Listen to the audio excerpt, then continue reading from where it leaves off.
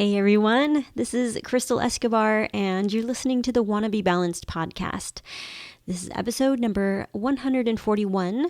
I'm titling it Relationship Talk and giving just a quick little update on life after Mormonism. Basically, what I'm going to be doing is sharing a little more bite-sized episodes, taking pieces of some of my recent coaching sessions and turning it into a topic and a short little easy, quick listen episode for the podcast. So just to give you a little update, kids are back in school and I have been joyously working on my schedule, routines, and all things time management. I'm obsessed. Anyway, speaking of which, I'm now offering a 4 one-on-one time management coaching package for $111. Isn't that a fun number? I will help you plan out your time in a way that creates more balance, efficiency, and of course, productivity. I really feel like time management is one of my superpowers, and I get so giddy anytime I get to help people in this area. So if you're needing help with your time management, then I'm your gal. All you got to do is schedule a free session with me using my calendar link. I'll put the link in the show notes. There we will discuss more about how I can help you balance your life and your time. In a nutshell, it includes weekly 30-minute one-on-one coaching and planning sessions, weekly to-dos and to-don'ts, as well as a live class where I go into all of my time management tips and answer all of your burning questions about efficiency and productivity, and I will just share my whole process with you. Anyway, so as I was saying, I have been planning out all kinds of different projects in my calendar. I'm so excited about all the things that I get to work on again now that the kids are in school. And that's why I've decided to do little bite-sized pieces from some of my coaching sessions so that I can continue to put out content for the podcast, but also save some time for myself to be working on some of these projects, which one of them is a relationship course that Sean and I are working on, which is really funny. Let me just give you a little background. Sean and I fight a lot, and it was funny because the other day, or last week, we were telling our kids that we're working on a relationship course, and they're kind of like, what? You guys fight so much. Why would you guys teach people about relationships? And we're just like, well, because of the fact that we fought so much, we feel like we have finally figured some things out, and we want to share it. So we're going to be going into lots of lots of details about all the specific fights and arguments that we've had over the years, what we've argued about, and how we've remedied that, and have, it's taken 18 years to learn these lessons, but finally I think we are onto something. We are learning slowly but surely. We have not perfected it by all means, but we definitely feel like we have gotten to a place of, wow, I can't believe we have been repeating these same patterns over and over and over for almost 2 decades. But yeah, we have a lot to share, and I'm excited. We're working on that. We're putting it together, and I hope to have that out pretty soon. I can't say when, but pretty soon. And then, so to introduce the little snippet that I'm going to be sharing right now, it's a little bit about leaving Mormonism, but then I tie it into relationships, and it's just about 3 minutes. So here you go. Even though I still feel and have strong opinions about the church, it's not like I've let those go.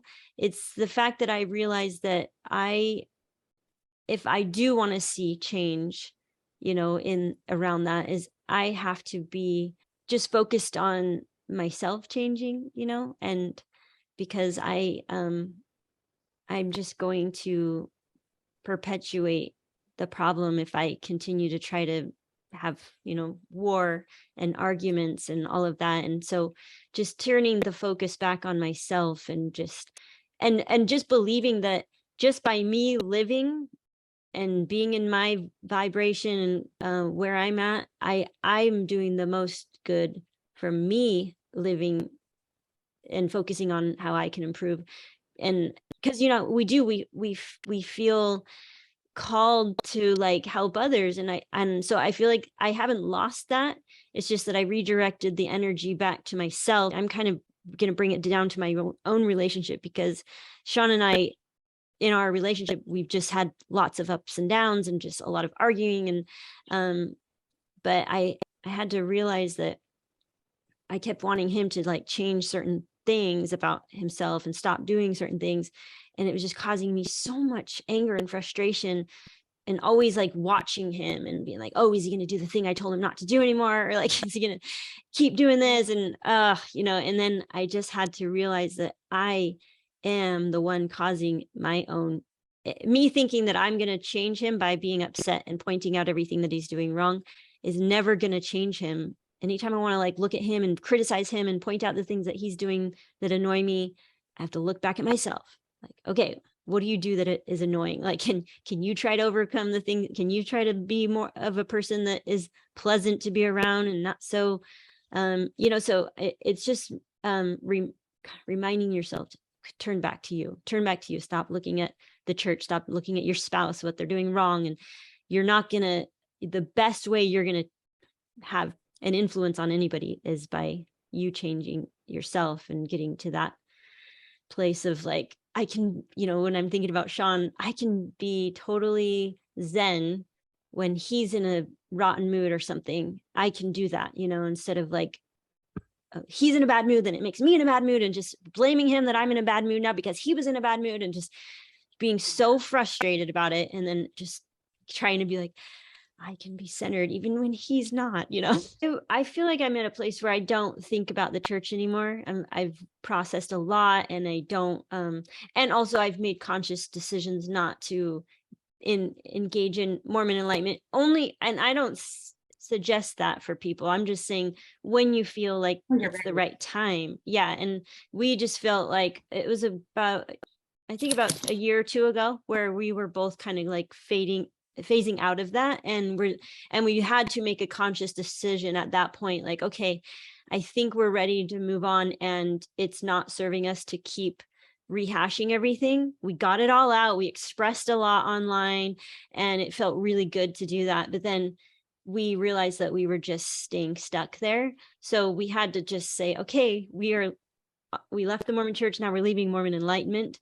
So we kind of just handed it over to the other admins and haven't really been involved, just because we noticed ourselves just repeating the same things over and over. I'm like, oh wait, why am I still talking about this? I've talked about it and discussed it and processed it, and I'm still talking about it. Why? So we stopped doing that. And but yeah, it's just been really good for us. And I don't think about the church anymore. But then when I have to go out and engage with people in my neighborhood, I'm like, oh yeah, the church, because my kids will say things like, oh yeah, I was over this house and I ate dinner over there, and I had to say for my youngest, he's 8, and it was just so funny. Yesterday he's like, I had to say a prayer. We had to say a prayer at their house, and he's like, and it just was cute because I realized that he was so young when we left that he doesn't even know how to say a prayer.